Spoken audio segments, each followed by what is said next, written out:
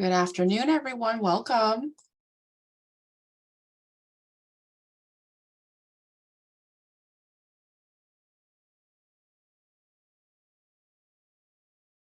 We are just going to give folks a few minutes to join, so sit tight and we'll get started soon.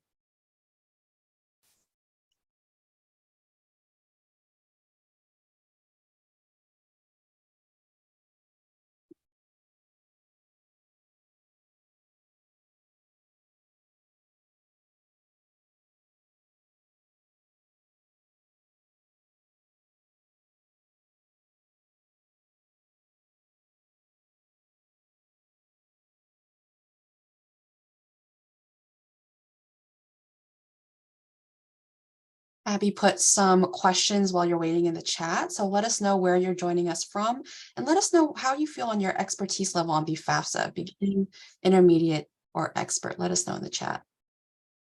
Great seeing you all.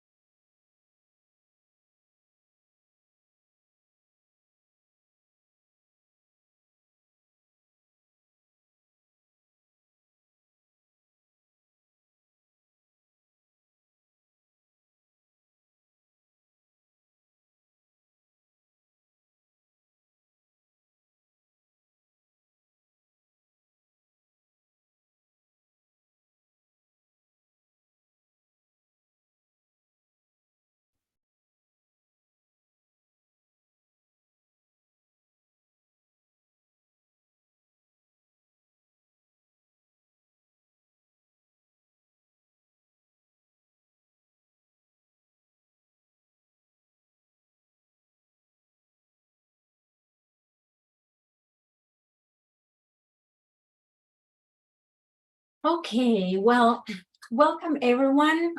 Thank you so much for joining us this Wednesday for some serious talk about FAFSA changes.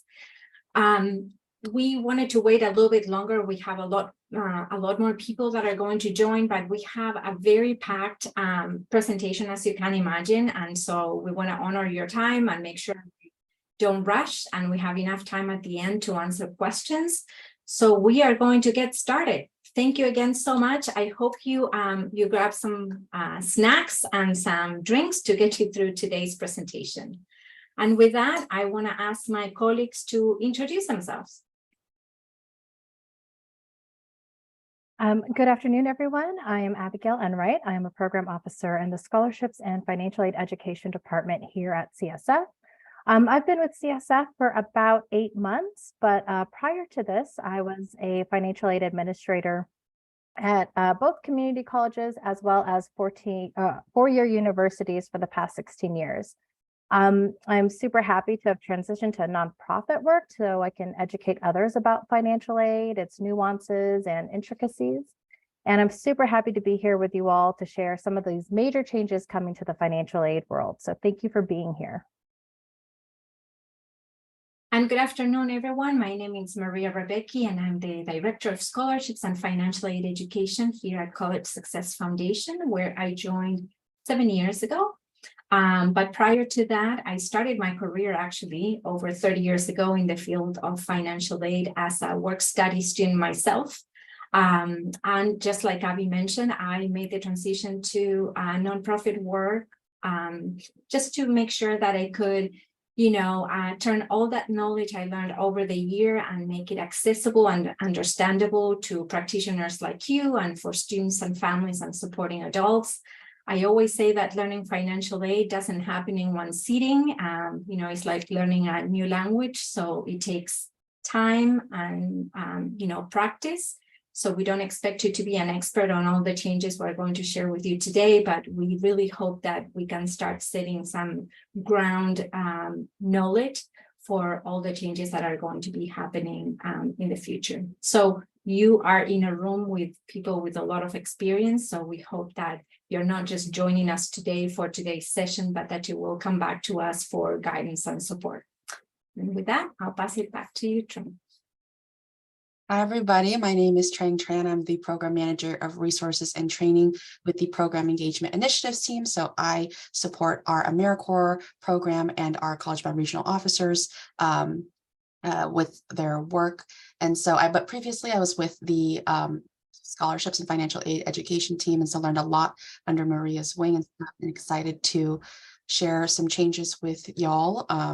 Yeah, like I read in the chat, I do definitely feel that there's a lot down the pike, and there's a lot of changes, and so my expertise definitely has, had to relearn and learn and confirm what new information is coming down, because there are quite a few changes. And so we hope that this presentation can help you feel a little bit more well-equipped and knowledgeable of the changes coming forward. And of course, there will be more like these to come. So hopefully you stick with us throughout the year. All right, so let's get started with our agenda for today. So at the end of the session, you should be able to identify the major application changes for the 24-25 FAFSA, understand the eligibility changes under the new laws, summarize the implications of the changes on students and families, and develop next steps to prepare for the FAFSA changes. I do want to preface to say that we will be examining these changes to see how they affect underrepresented and low-income students. So if you're unable to attend the entire session, we encourage you to watch the recording or at least review the slides where we look at these implications and these next steps.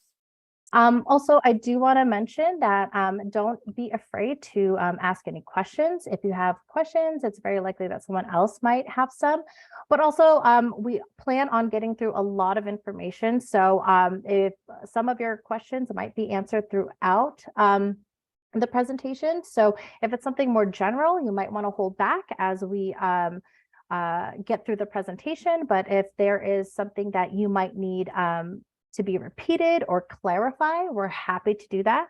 We are going to be monitoring the chat for any questions. And again, we'd love for you to share them, or if you want to send them privately, you can send your question privately to any of the presenters. And then finally, we are recording the session, and we will be uploading it to the CSF Financial Aid Hub next week. So then, of course, you can review it at your leisure.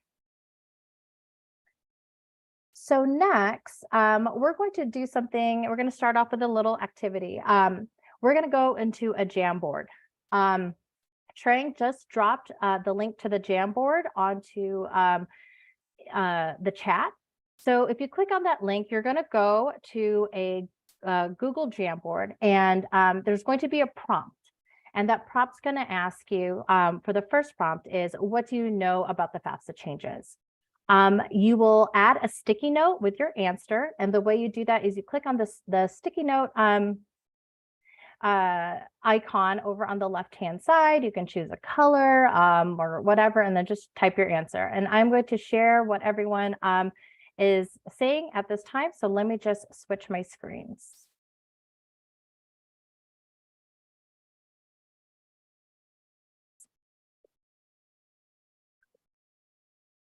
Okay, so I do see some folks getting straight to it. There's no more EFC. Yes, there's a new name that we'll be getting to. The opening date is changing. That's going to be huge. I see a lot about the launch date. I know that for a lot of you that do a lot of programming about FAFSA completion, that's going to be huge. And then also all contributors need to get an FSA ID. So it sounds like a lot of you actually have been attending some of the webinars that have been happening and kind of know what is coming down the pipeline. We are going to be using this Jamboard later on for the second prompt. So I'm glad to see that everybody is able to use it. And I think a lot of these we will be going over again and maybe a little bit more in depth. So I'm really excited to see that folks do know something, and that kind of helps out in terms of us explaining a lot of this content to you all. So With that, thank you again for participating. We're going to do another prompt later on, but for now, let's switch back to the presentation.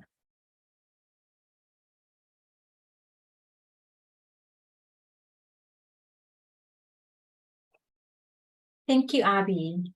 So what we will be presenting today, yes, is big picture, but there are a lot of smaller pieces that will need to be talked about and discussed and planned before we launch into the next cycle for FAFSA. So there's still some major unknowns that FSA has not figured out, and time is running out. So that's why we put together this presentation so that we can at least provide you with the most updated information as of this morning, and you can start doing your summer and fall planning. So key changes, big picture here. So yes, the number of questions on the form has been reduced. So we'll have a shorter, and as they call it, simpler or better. We do not agree with that labeling of the form, but this new form will also allow for a much larger number of students and parents to have their financial information transferred from the IRS directly to the FAFSA, something that in the past, if you may remember, there were only certain groups that were able to use it. So again, as I was mentioning, making the application shorter doesn't mean it's better or any easier for certain families in the long run. Colleges may respond with new document requirement, as some of these questions have been removed from the form, but still information that financial aid offices need in order to create financial aid award letters. So again, yes, students will see less questions, but it doesn't mean they will not have to respond to them in some form at some point. And we don't know what these repercussions will be for institutional aid awarding. So for those schools that don't ask, for example, for the CSS profile, that asks a lot more questions than FAFSA, we don't know what that is going to look like. But we're going to remain curious and see and wait for answers. Next is that the FAFSA will be a strictly role-based form. So when the student logs in, they will only have access to the student questions. When a parent or spouse logs in, they will only have access to the questions that pertains to their role. Only when the final contributor, and we're going to go over all this new language in a little bit.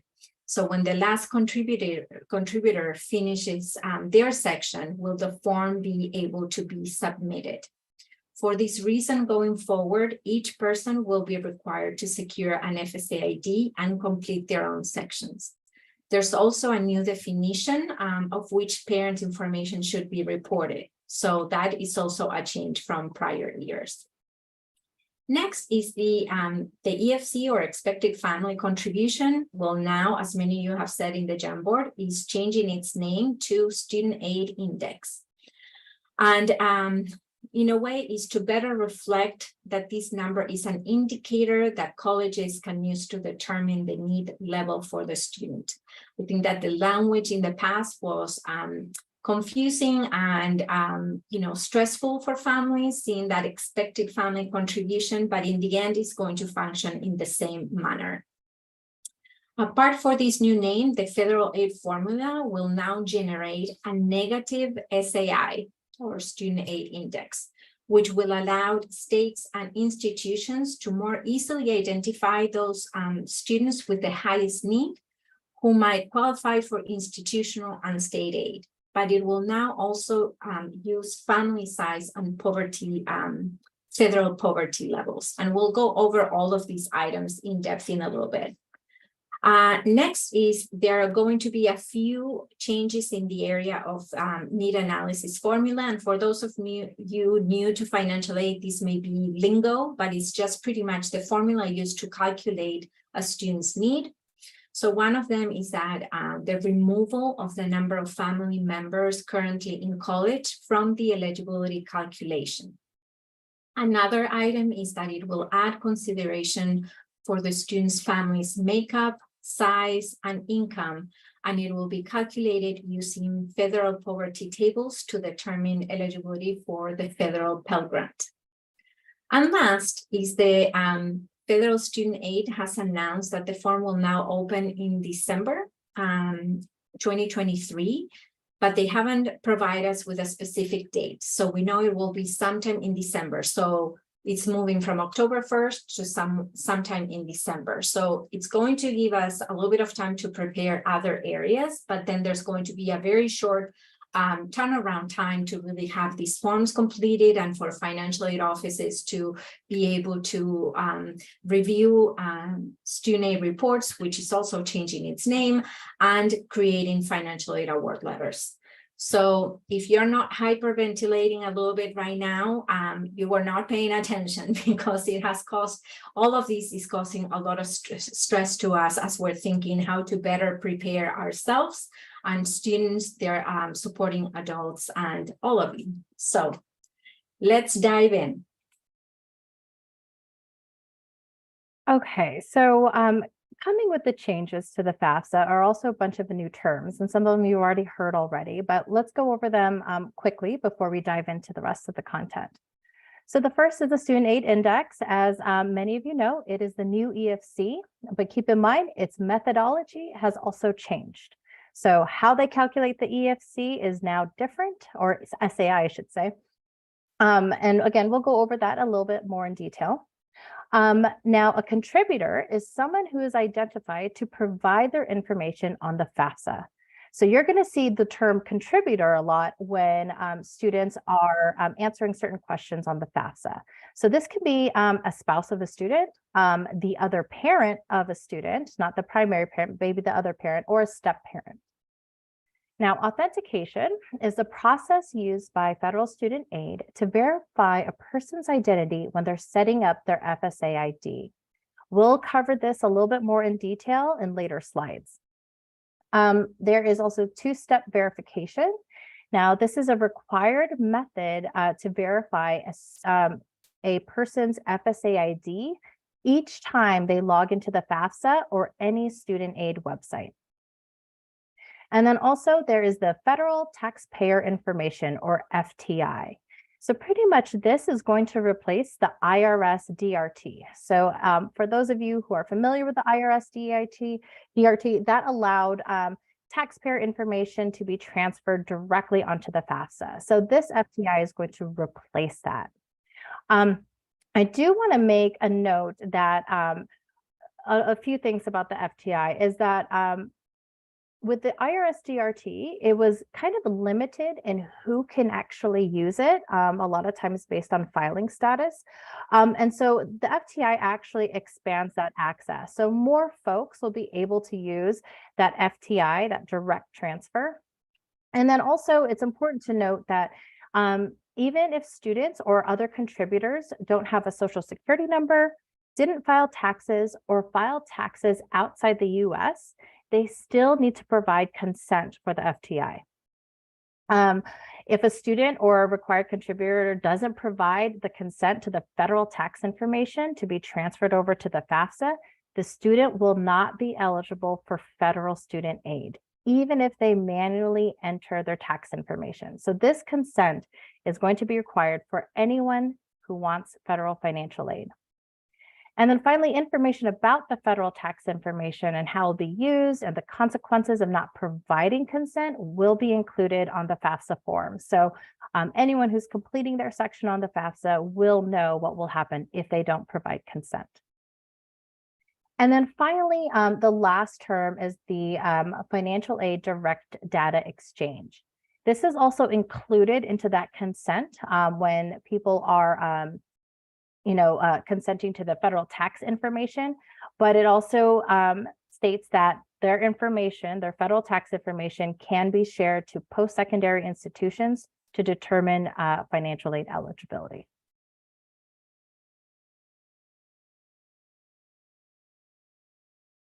All right, so let's move on to discuss federal or FSA IDs and contributors on the FAFSA application. So in this section, we're going to go over what are contributors, an overview about how contributors get invited to the FAFSA, important things to know of FSA ID creation process, and we'll go through a few scenarios from FSA to test your knowledge. So let's get started. First, what is a contributor? So this is new to the FAFSA.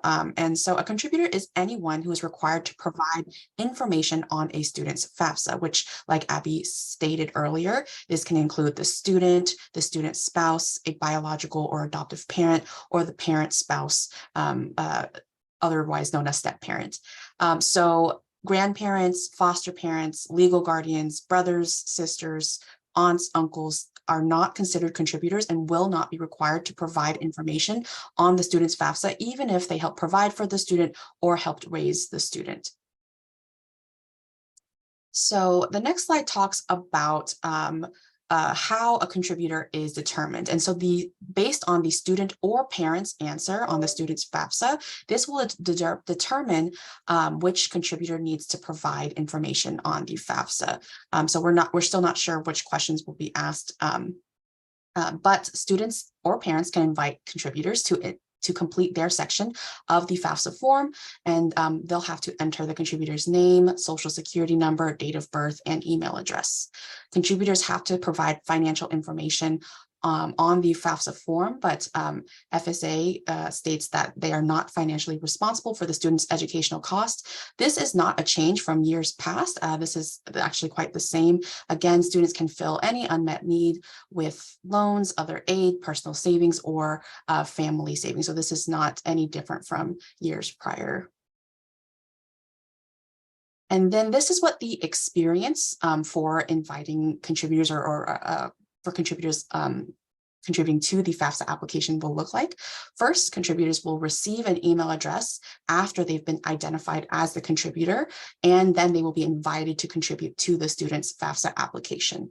So they'll have to create an FSA ID, which Abby will talk more about in the next few slides, if they do not have one. But contributors can go, or folks can go ahead and create an FSA ID before the FAFSA opens. And they then will log in with their FSA ID. The contributor will review the information about what sections they need to complete on the FAFSA form, so any instructions, and then they will provide required information on the student's FAFSA application.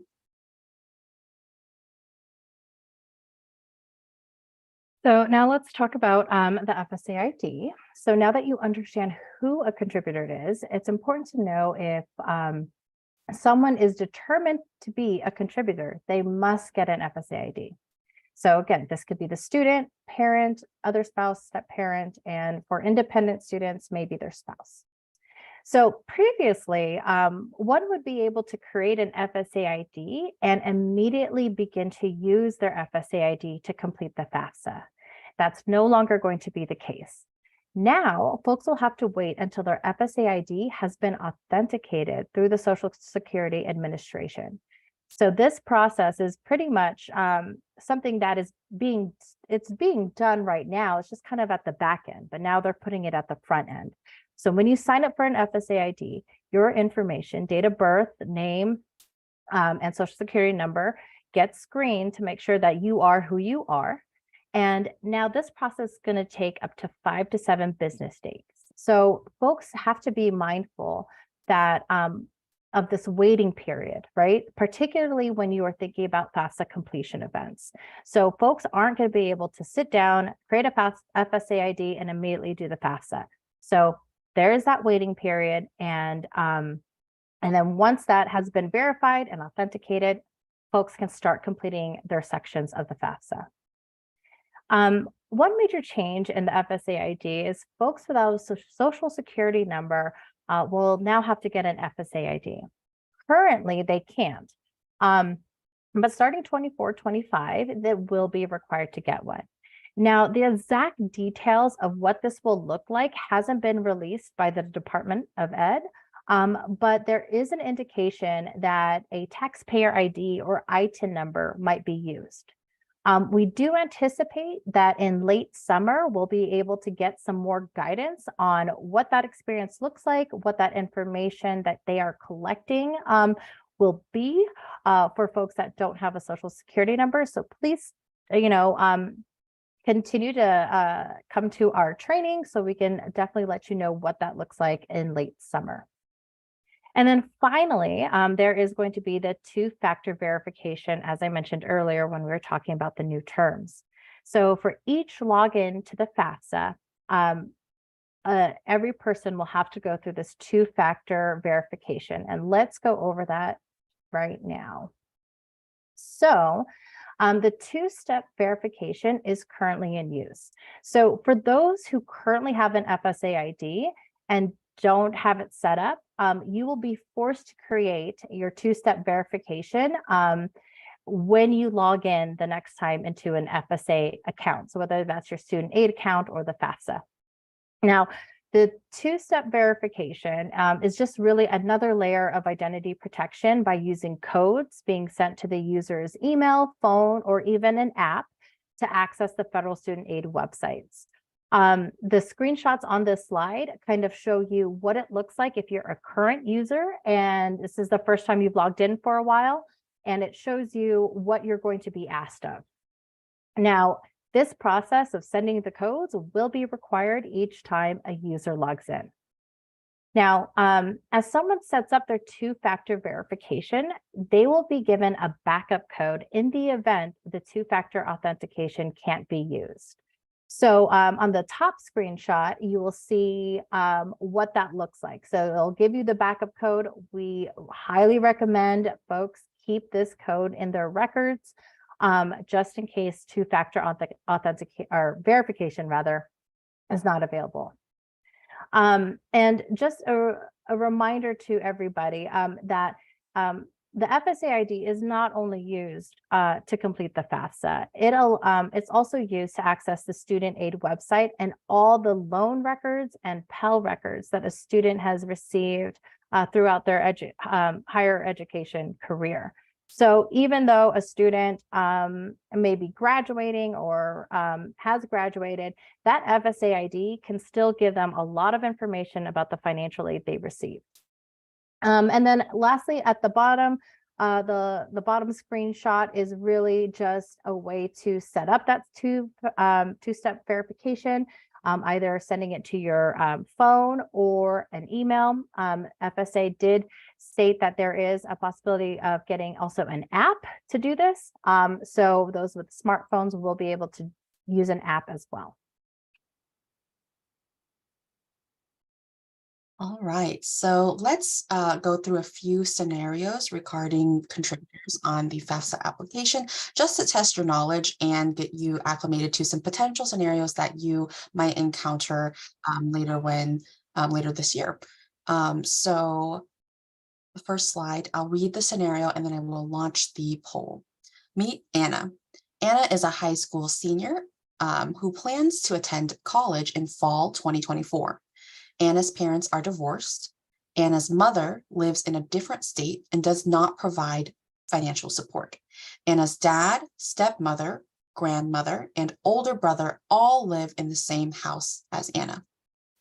So I'm going to launch the poll, and the question is, who will be a contributor on Anna's 2024-25 FAFSA form? So I will close the poll in just a second, give y'all some time to answer.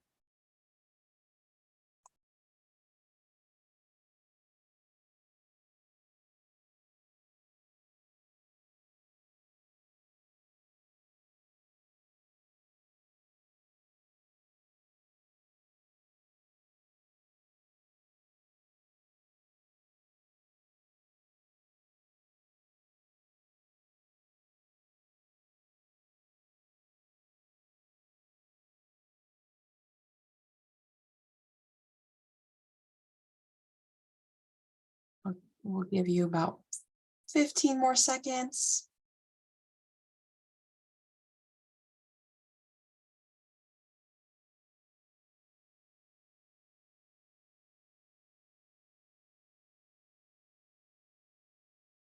All right, I'm going to close the poll in 5, 4,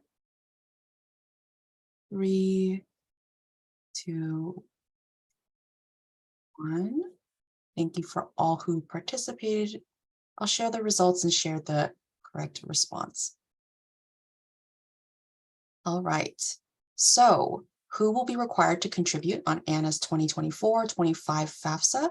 So the answer is B, Anna's father and stepmother. So Anna's father and stepmother are contributors to Anna's FAFSA form, and they'll have to create an FSA ID and log in to contribute to Anna's FAFSA. So in this case of divorced parents, you'll want to provide, the contributor will have to be the parent that provides the greater portion of the student's financial support, so 50% or more. And so since the primary parent that provides most of Anna's financial support is remarried, they will also have to have the step parent be a contributor and provide their financial information on Anna's FAFSA application.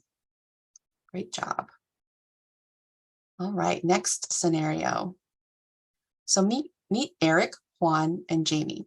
Eric and Juan live with their child, Jamie, who is a sophomore in college in fall 2024.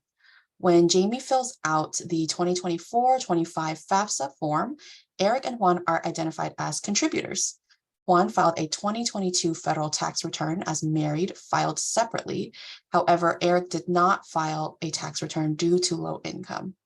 So the question is this statement true or false? Because Eric did not file taxes, only Juan will need to provide consent to transfer federal tax information on Jamie's FAFSA form.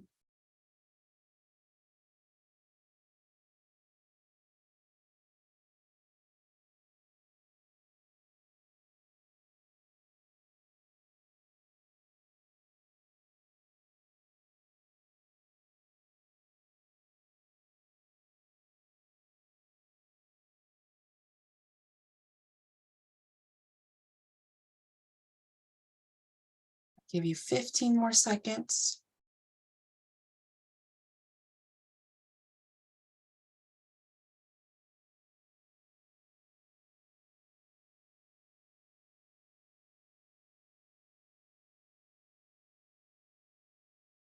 All right, I will close the poll in 5, 4,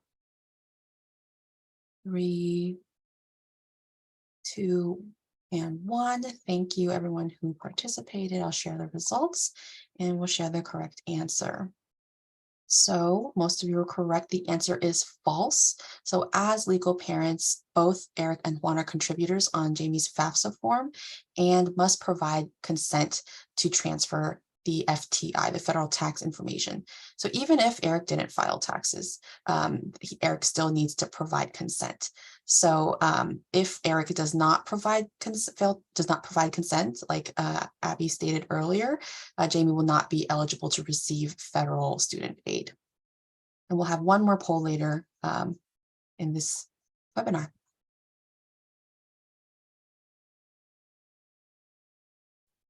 Thank you, Trang. Okay, so let's dive in and start looking at the changes to the FAFSA questions. So, as I mentioned, there are several changes coming to the new form. The significant reduction in the number of questions is the most salient one. The paper form has an entirely new look and has undergone a significant reorganization, but we've gone from 108 questions, if you remember, to 36. And there will be the mobile application will no longer be available. There is also an increased number of schools that students can include on their FAFSA. So if you recall, in the past, students could include up to 10 schools. Now they will be able to include up to 20 schools. Then there is a demographic survey that, if you remember last year, it was optional, but as of next year is going to be mandatory. And there's going to be questions about race, gender, and ethnicity. And they have moved it from the very end, if you recall from last year, to the student demographics section of the form, which is sort of at the beginning, right? They're not going to use these answers in any way to determine aid eligibility. And these responses will not be sent to any state agency or colleges listed on the form. But there's always the concern, right, that this information is in a federal form. And there is history and precedent to how information has been used in the past. So it's something for us to keep in the back of our minds. So next, students will no longer have to answer the housing plan questions, right? Remember if they were living on campus, off campus, or with parents. So for four-year colleges will get that information from housing offices. For two-year colleges who are dependent, there will be an assumption that they are living with the parents, but schools will very possibly be adding this question to other financial aid forms to make sure that the financial aid offices are building accurate cost of attendance or budgets for students, right, to better represent the students' living arrangements. Work study will automatically be awarded to qualified students. We are assuming, because that question has been removed. If you recall, there was a question if you are interested, if the student was interested or not on doing work study. So that is a big assumption, but probably a pretty good one. Then the question of the college degree or certificate the student would be working on has been removed, and the grade level will remain on the FAFSA. So we are assuming also that this information will be pulled from the registrar's office rather than the FAFSA going forward. And then they have also removed the question about dislocated worker. And so we think that this issue will be, this circumstance will be addressed within the financial aid section of the application, or maybe an appeal that the student may be submitting. This is again an assumption, but these questions have been removed from the application. So next slide, let's continue with the changes. So going forward, as we've been talking, the parent who provides the most financial support will be the one reporting information on the FAFSA. This will be the only determination. Who the student lives with will no longer be relevant. So that is a big change from the past and going forward. The next item is that starting with the 24-25 award year, applicants who indicate on their FAFSA that they have unusual circumstances will be granted what is now called a provisional independent status. So these students have circumstances which either prevent them from contacting their parents, or contacting their parents would pose a risk to them, like if they're estranged from their parents, or if they left their parents' home due to an abusive environment. So this is again a departure from the past. If you remember, in the past, students would still need to answer some questions and provide some information. So if the student indicates that they have unusual circumstances, they can go on and complete the FAFSA without including paternal information, and the FAFSA will be processed and will calculate a student aid index. In the past, if you remember, the student will do this whole process without parent information, but the FAFSA wouldn't calculate an EFC for the financial aid office to still evaluate the application. Something to make sure that you understand that even if there is this provisional independent status determination, documentation will still be necessary. So students will still need to submit documentation to the financial aid office. And so if a school approves the student's unusual circumstances, or this dependency override, right? So a student that traditionally would be determined to be would be dependent, but based on their circumstances is now considered independent. That independent status will remain as long as the student stays at the same school and their circumstances don't change. So it's a one-time process, if you want, that the student can keep during their stay at the institution. So rather than having to resubmit documentation year after year, that status will remain. The next item we wanted to talk about is unaccompanied homeless youth. Which is important to know that this label can also apply to students who are a victim of human trafficking. So they will fall under the unusual circumstances category. They will have to provide documentation as well, as we were just mentioning, to the financial aid office for approval. And the good news again is that that determination will also carry over year after year and will not have to be re-verified within that same institution. And last is the special circumstances, right, that will continue to relate to families with changes in income or expenses. So, so these are sort of the different special circumstances and unusual circumstances or appeals that we have talked in the past, but here you have the actual language and how it's going to be treated. So that's going to remain in place, and schools are required by law to accept appeals and have the responsibility to review them. They are not obligated to, accept special circumstances appeals, but they have the responsibility to accept them and review them. Okay, next slide, and sort of last one in terms of FAFSA question changes. This relates exclusively to financial information. So all students, parents, and spouses, regardless of whether they file a U.S. tax return or not, will be required to check a box that grants the IRS permission to transfer any data they have, right, that the IRS possesses directly into the FAFSA. If no information is on file with the IRS, then there will be specific messages that will be included in the student aid report, or the FAFSA submission summary. I need to learn my new language, right? To indicate, what their person's status with the IRS is. So all contributors providing information on the form must grant permission, or the student will not be eligible for any federal student aid. It's this consent we've been talking about. Something to mention here also. So supposedly everybody now will be able to use these the federal tax information. We don't really have clarification in terms of what happens for families that maybe need to input information manually. So we are assuming that these will be an option, but we don't have the details. So we can't really give you specifics about that.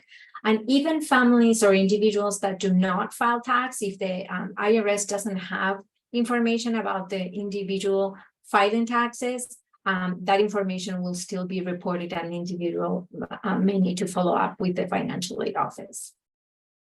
Next is that families with an adjusted gross income of $60,000 or higher will be required to answer questions about assets on the form. By the same token, any family with a 60,000 or less of income will not have to report any assets. So they will be answering even fewer questions. Child support received will now be considered, will have to be reported as under an asset, and under the asset section, excuse me, and then families with small businesses and farms will have to report the net value if they're making less than $60,000 a year. So as you may recall, small businesses and farms were not reportable in the past. Now moving forward, if the family makes $60,000 or more, we'll have to report it under the asset questions on the form. Child support, I mentioned already. Then the family size will be based on the number of tax exemptions claimed on the tax form. So that information will also be transferred from the IRS.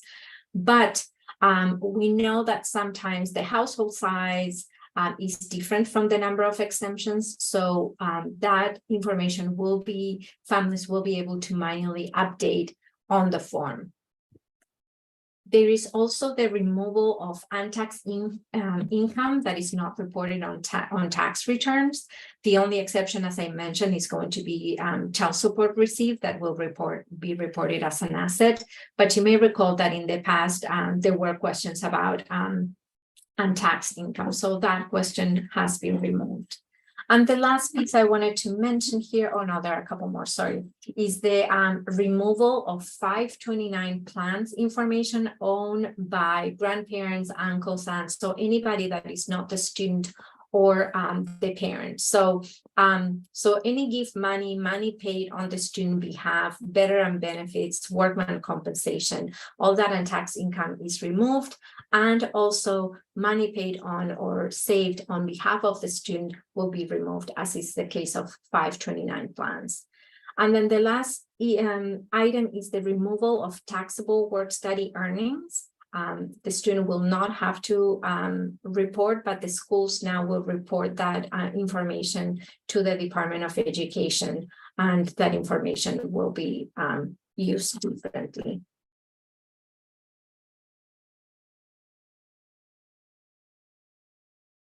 So now we are going to do another poll just over the information we went over. So I will go ahead and read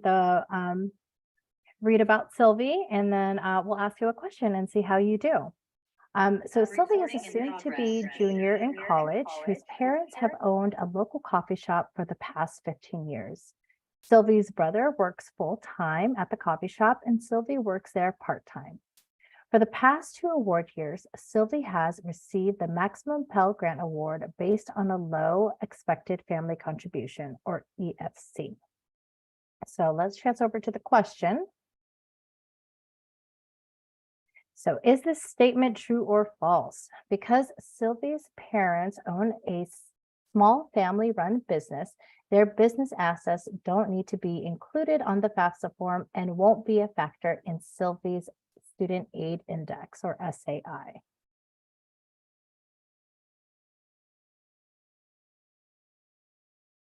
So we'll give you some time to answer the question.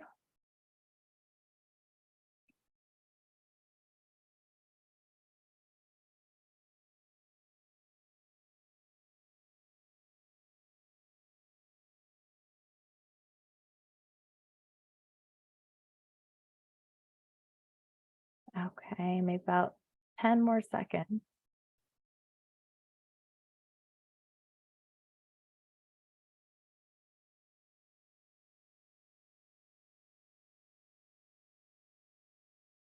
Okay, and I think we can go ahead and close the poll. And the answer is false. So for the 24-25 award year, the family small business will no longer be excluded from the asset section of the FAFSA. Now that may affect Sylvie's Student Aid Index and Pell Grant eligibility. So now we are going to transition into financial aid eligibility changes. So a lot of this we've already talked about, but I think it's important to mention some of the information a little bit more deeply. So the next 2 slides contain some eligibility and awarding changes. This may not pertain to everybody that's attending, but it might be useful for folks who are currently working with current college students or are working at a college. So for example, some of our college coaches, this might help you out when you're helping students with their financial aid eligibility. So from the beginning, we've been talking about the EFC changing to the SAI. Along with this change, that methodology and how aid is determined is also updated. So a student's SAI is going to be based on a number of things like their dependency status on the FAFSA, state of legal residency, parents' marital status, whether or not they were required to file, the family size, and the adjusted gross income in comparison to the federal poverty tables. Now, a student's SAI can be negative, but keep in mind a negative SAI does not necessarily mean additional financial aid. A negative SAI really just allows schools and states to identify particularly needy students. This could be super useful for a lot of institutions and states who want to award institutional or state aid to the neediest students first. One example that I could think of at the top of my head is the Federal Supplemental Education Opportunity Grant, FSCOG, that is supposed to go to the most neediest students first. And one way schools can help determine someone who is the needier students is through that negative SAI. One of the major eligibility changes also is that, and I believe Maria mentioned this earlier, is that students with siblings in college will no longer get a discount on their SAI. So currently with the EFC, they get a discount, and I'll kind of go into that in a little bit. So really, this means that some students may be losing eligibility for their financial aid. So overall, students with siblings in college could be negatively affected, while students without siblings in college may not see any difference, or they might even experience a positive change in their eligibility. Now, keep in mind, incoming first-year students may not feel any impact since this would be the first time they're applying for the FAFSA and getting financial aid. But those that are currently in college and have siblings also in college may notice this change. So this is something that if you have the opportunity to speak with current college students who you know have siblings in college, begin having that conversation that you might lose financial aid for the 24-25 year. It'd also be a great idea to also reach out to financial aid offices to see if there are any options to kind of make up any gap for losing a portion of their financial aid due to this change in the calculation. Now, one thing that is different with the eligibility changes is that a student could still qualify for a minimum Pell Award. So currently with the EFC, there's a cutoff. It's about like 5,400, 5,500 EFC, you get cut off, you're not eligible for the Pell Grant. That's not how it works with the new formula, and I'll kind of dive into that in the next slide. So the SAI won't work like that. So let's actually take a look at the different ways that schools are going to be awarding Pell. So under the FAFSA Simplification Act, there are changes to Pell Grant awarding in general. But first, let's start with the new formula to awarding Pell Grant. So first, it will be determined whether a student qualifies for the maximum Pell Award. So you're probably looking at those folks that would have a 0 SAI, negative SAI. Those would be your maximum Pell folks. And then if a student doesn't qualify for the maximum Pell, that's when they start taking the SAI into consideration. We won't go into exactly how that SAI calculation is during this one, during this presentation, but we might later on, we'll think about it. But if a student still doesn't qualify for the Pell Grant under the SAI, then they are considered for the minimum Pell Grant award. Now, this process is far more complex than looking at a chart, an EFC chart, to see what someone qualifies for. So financial aid award offices are going to have to adjust in kind of doing this new way of awarding Pell, looking at maximum Pell eligibility, then the SAI Pell eligibility, and finally the minimum Pell eligibility. Another new thing about the Pell Grant awarding changes is the changes in proration. So as many of you know, colleges award the Pell Grant based on a full-time status. So when a student isn't full-time, their Pell is prorated based on their enrollment level, and that would be considered a 3/4 time status, half-time, or less than half-time status. These enrollment levels were actual percentages of the Pell award. So for instance, currently, if a student is taking between 9 to 11 credits, they're considered 3/4 time, or they would get 75% of their award. So irregardless if it's 9 credits or 11 credits, they only get 75% of their award. Beginning with the 24-25 year, schools have to do a true proration of the Pell Grant awarding for students that are less than full-time. So if we look at an example of like a student taking 10 credits, if we do an actual proration, which would be 10 credits divided into 12 credits, because 12 credits is considered full-time, that comes out to 83%, or 83% of the award, instead of someone getting awarded 75%. So what we're seeing with this change is that part-time students are going to get an increase. Well, the majority of them will get an increase in their Pell Award because of the true proration. So again, super great news for part-time students, because I think for a lot of students that are taking maybe the 10 or 11 credits, they're really losing out on a good percentage of Pell every term.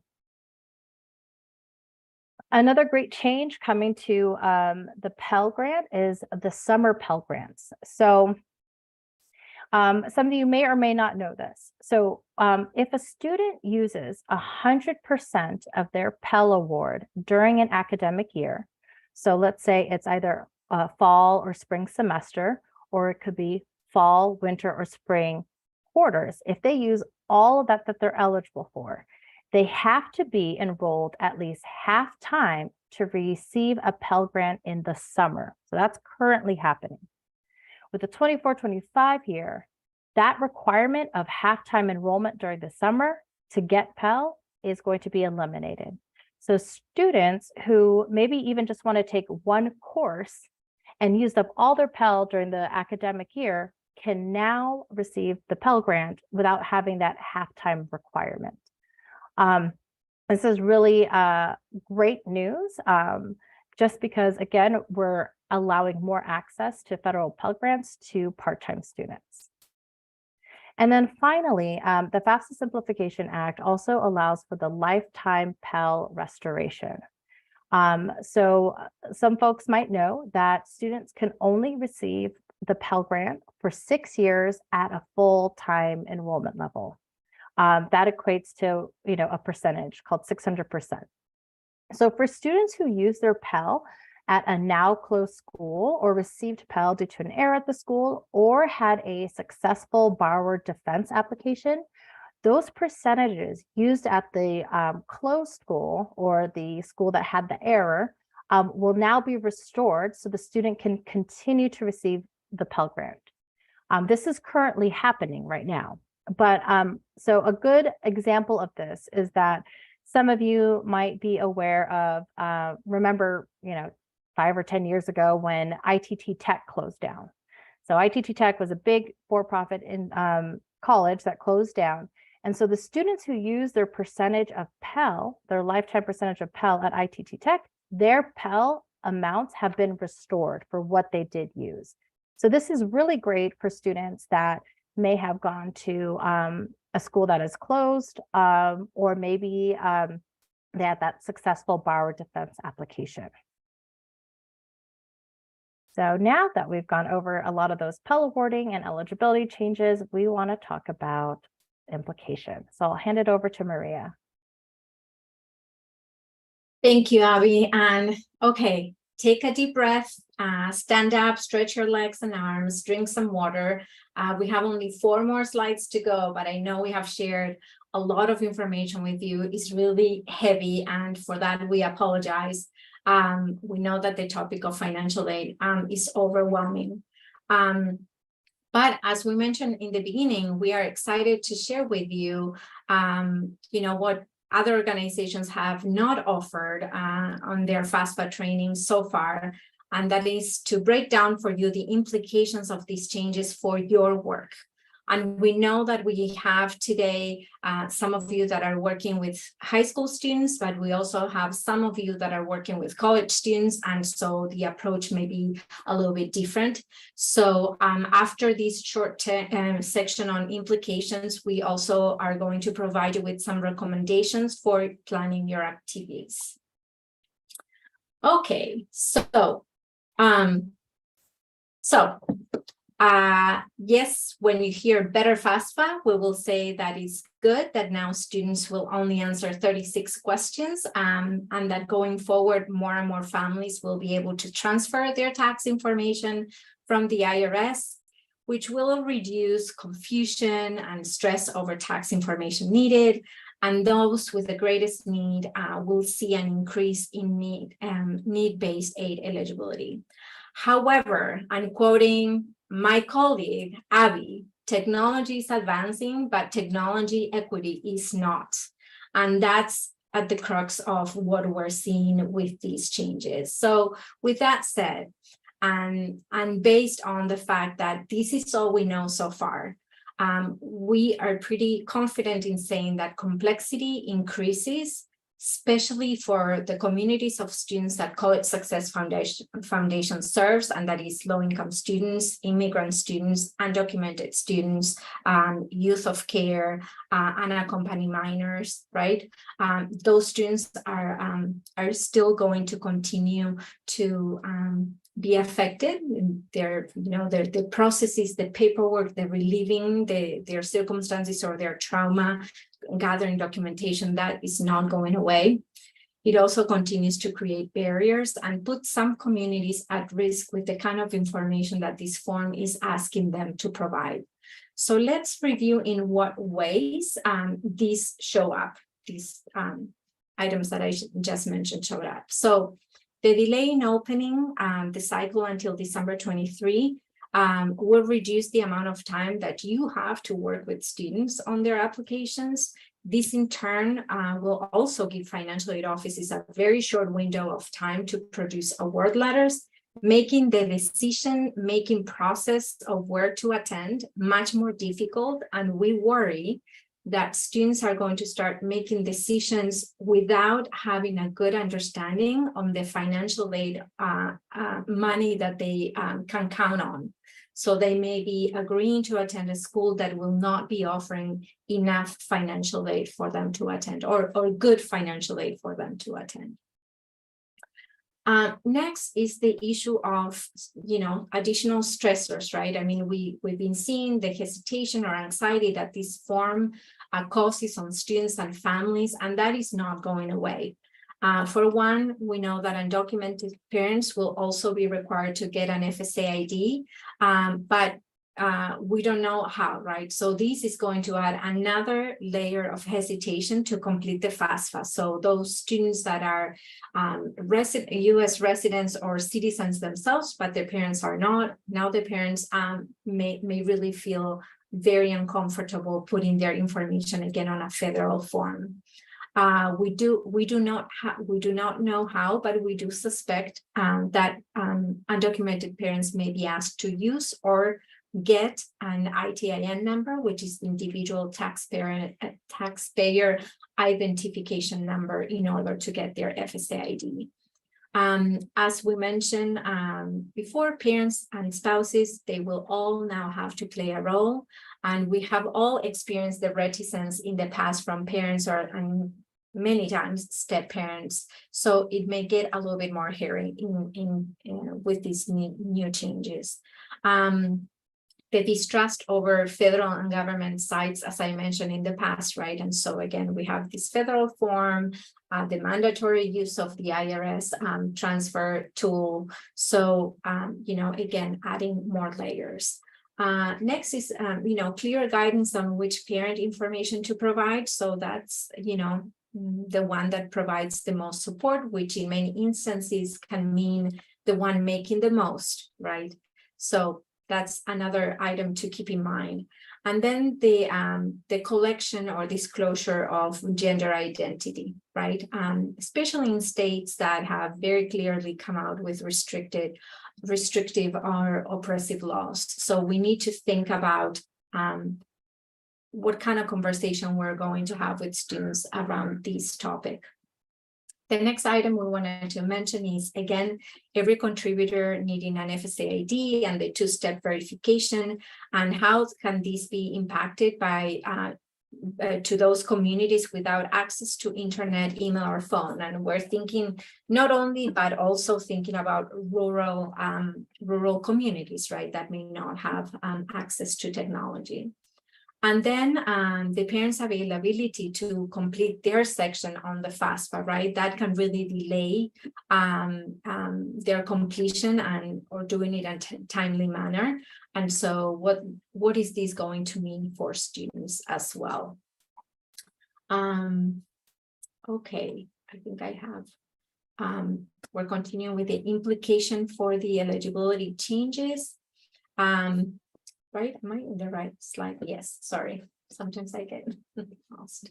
So one thing to think about, right? In the past, the EFC, as we have mentioned, the EFC would be divided by the number of siblings attending college. So this will no longer be the case. So for example, in the past, a family with an EFC of 6,000 and 2 students in college would have been split between the 2. So the EFC would have been 3,000 for each child. Now going forward, there will be no split. So family planning may be an important talking point for us going forward, right? So for example, families with students who are 7 years apart will be less affected than those with students that are 1 or 1.5 years apart, right? In the resource slide of this presentation, there is an article called "The Complication with Financial Aid Simplification." It's a great article, and it contains examples and a calculator, sort of a simulator, that shows family income and number of family members in the household, and the type of college the student may be attended that you can play with. So it will show you how much a student will gain or lose in federal and institutional aid based on these elements I just showed you. So if we have time today, and you want to, we can do a demo, but if not, I invite you to go and explore that article and that slide because it's very eye-opening, really. Next, as we mentioned, also from now on, families with small businesses or farms will have to report their net value as asset. So this again may affect students' eligibility as well, especially those that are low income. We're going to see an increased need in appeals. Remember that we can always provide you support, right, with that piece, and that we have a section in the Financial Aid Hub dedicated to appeals. And since I'm mentioning the Financial Aid Hub, I wanted to make sure you know that we will be updating all of our topics for students and practitioners over the summer. So make sure to check it out and use those resources. It will also be educational to wait and see how financial aid offices adapt to all these changes, and more importantly, what type of institutional awarding practices and policies they employ. Especially for those students that will be losing eligibility. Next is going forward, there will no longer be a Pell Grant chart. As Abby was mentioning, there are those 3 different ways of determining eligibility for federal aid, right? So there will be probably a lot of professional judgment used by financial aid offices, which makes it difficult for us to see trends or predict how students may be awarded. So also the new formula used to determine need will provide a lot more room for aid displacement, in our opinion, but that is something that we'll talk about in subsequent sessions so that we don't overwhelm you even more with information. Okay, so what is it that we don't know yet? So we don't know the exact date of when FAFSA is going to launch. Supposedly the following year, we're going to go back to October. So this December adjustment is just for this year. It could be December 1st or it could be December 31st. We don't know. And something for those of you working at CSF, keep in mind that these will coincide with the launch of our scholarship deadlines. So we're having some discussions about potentially moving it, but we are not sure we'll be able to do that. The next item to consider is that how contributors without a social security number will secure their FSA ID. As I mentioned, we don't know that yet. We are waiting, to receive guidance from FSA. And as we mentioned also, we suspect that the ITIN will be involved. And then third is, in what cases students will be allowed to manually enter information, right? Versus using the FTI from the IRS. So again, we're waiting on specific guidance. And last, we have some planning recommendations for you. So this is for planning summer and fall activities. Meet with your teams and develop an advising strategy. Think of your marketing or promotional materials. if you supervise a group of staff, gather around and think how, for example, are you going to advise a student who is transgender and has applied to colleges in states that have very clearly come out with laws that hurt this community of students. Develop an institutional message to be consistent and to keep students safe and whole. This is very important. And in a less extreme example, if you want, you should also have this type of conversation about college costs, which I know we do all the time, but I didn't want to miss the opportunity to put it out there, right? What do we prioritize? What does your organization prioritize? Attending any school at any cost, or a school with a healthy and sustainable financial aid offer. These are very important, philosophical items to put in place for your team and also for your work. Continue to educate yourself on matters of FAFSA and WASFA if you are in the state of Washington, which we have learned from WASA that is going to mirror the FAFSA. So the changes that we see in FAFSA will be reflected on the WASFA, but also not on all topics financial aid. So please never hesitate to reach out to our team for support and guidance. We are here to support you and your work. There's close to 50 years of combined financial aid experience in this team. Again, as I mentioned, we expect additional guidance to come out in July or late July, early August. So we will schedule a FAFSA changes part 3 in late summer. So keep an eye for that announcement. Next, also, please remember that you will now have you will have to have a separate FAFSA and FSAID events. You can start working with students and families right now on obtaining FSAIDs throughout the summer, and also start identifying those students that may need to submit petitions and start putting those petitions and documentation together. And especially for students who are in college already, they will have to learn a whole new process. So start working on your messaging and training right now. Don't wait until December because that's when, or November, because you're a month away from FAFSA launch. Start now. If you have a relationship with financial aid offices, reach out, offer support. Our team has already done so to see how we can support them, not maybe necessarily with the work, but with messaging, right? So find out what their expected timelines and processes might be so that you, again, can help them communicate that and set the right expectations for students. And then if a student or required contributor doesn't, nothing, that is nothing. I am done. I have some notes that I was supposed to move to another slide. So these are our planning recommendations.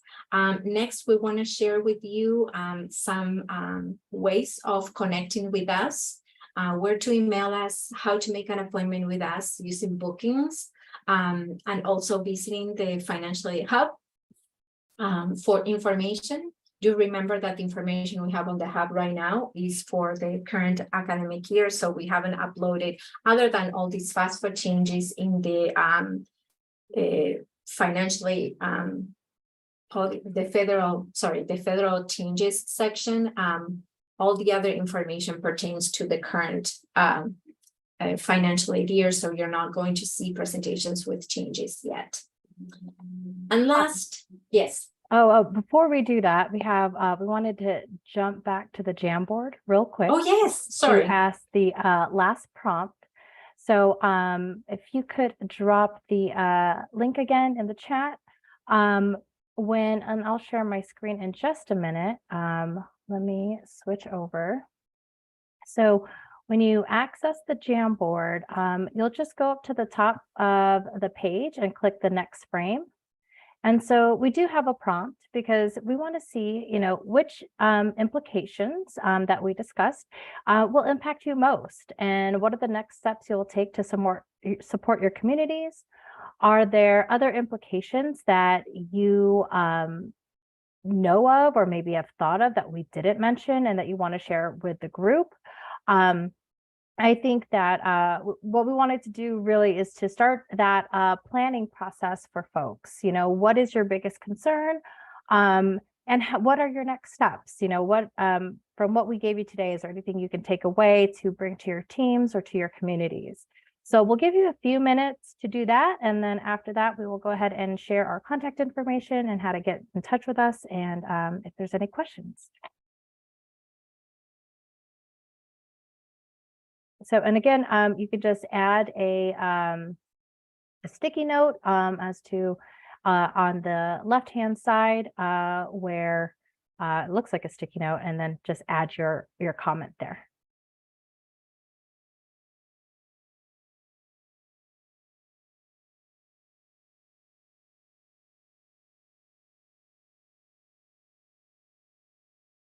Okay, and I see some of them coming in. So definitely one of the big things, of course, is the creation of the FSA ID for undocumented parents. That is, you know, going to cause even more hesitation. So, you know, getting that messaging out as soon as possible would be great. A big thing is getting each contributor to complete their section. So, you know, I think currently, at least when I was in college, I was able to do my parent section just by myself and, you know, do everything on their own. And now it's really going to be reliant on everyone doing their part. And so what if a parent is too busy, you know, to do their part? You know, having those conversations with families saying, you know, we want to get this done as soon as possible, especially because of the opening date being later than normal. I see training volunteers. Definitely, there's going to be a new way of doing the FAFSA. So if you are doing FAFSA completion events, you need to be sure that you're training folks, even folks that have been helping you out for years. Definitely make it mandatory that they receive new training, because we do want folks to be fully trained and ready to help with FAFSA completion, you know, in December. And can I add something, Abby, to what you just said? If you have attended one of our sessions in the past, you have heard me say this, so I'm sorry I'm repeating myself, but I don't think I can emphasize it enough. Bad information passed on to students is worse than no information, because the work of cleaning up poorly filled out FAFSA is worse than not having a FAFSA on file at all. So make sure to train your staff and train yourself. And believe me that despite the years of experience and in this field, we still find ourselves going to the source and consulting with our colleagues, because sometimes, you know, the regulations are really complicated and confusing. So, you know, I cannot emphasize enough how important it is to provide accurate and timely information to students. Thank you, Abby. Yeah, definitely. I think we have a lot of great things. We do want to save this for everybody who did attend, so you can have it as well. So if there's anything you do see on the screen that speaks to you, or that you want to maybe do as well, and you're also welcome to continue to use the link to add anything that you want to add later on. That's great. But you know, these are great things that you all are thinking about, and hopefully that helps you in your planning efforts to get the word out on how this new FAFSA will affect students and, of course, the communities that you serve. So with that, I want to switch us back over to the presentation.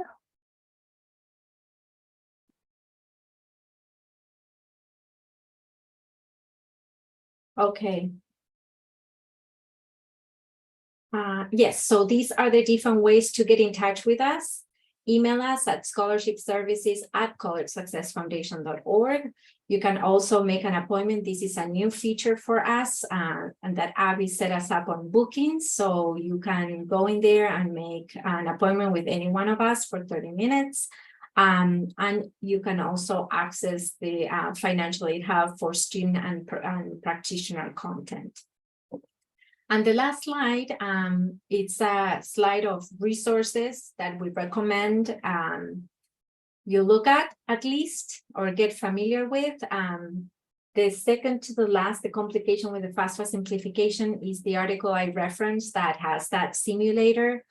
We found it very useful to get a sense of, you know, who is going to be most affected, either again by being able to qualify for additional aid or losing aid. So play around with it.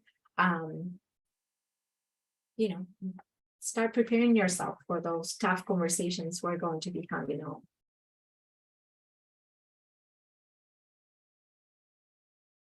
The PowerPoint, Kayla, will be shared with all of you, and it's also going to be uploaded with the recording to the Financial Aid Hub next week.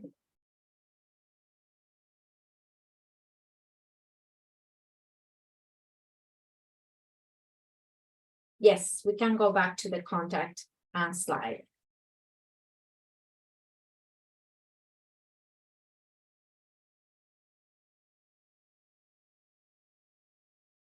I am so happy to hear that this has been mostly helpful and not very confusing.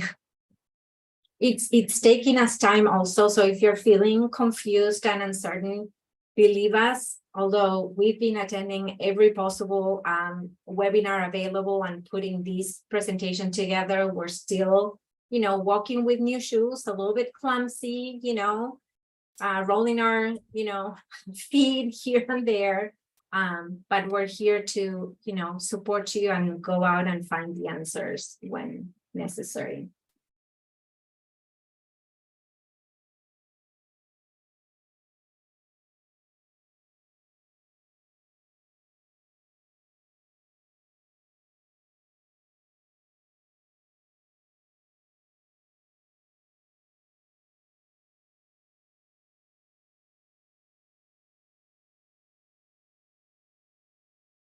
There is a question in the chat if Oh. we'll have another FAFSA presentation in the future.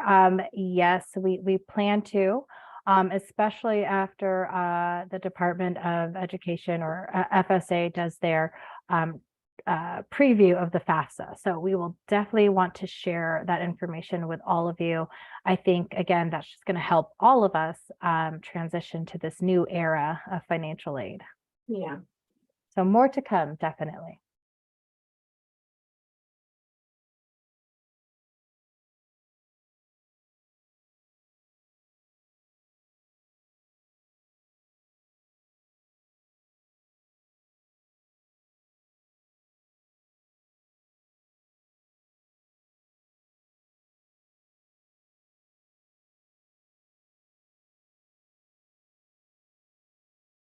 And I just switched back to the resources page.